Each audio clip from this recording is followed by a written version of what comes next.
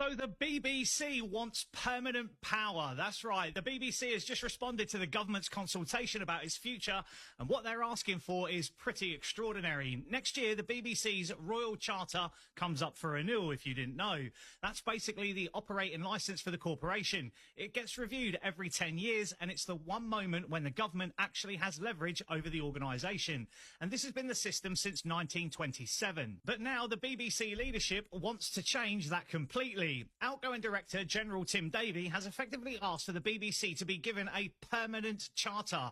Not 10 years, not 20 years, permanent. In other words, once it's granted, no future government could realistically threaten the BBC structure again. No renegotiation, no meaningful pressure, no reset. Just a broadcaster locked in forever.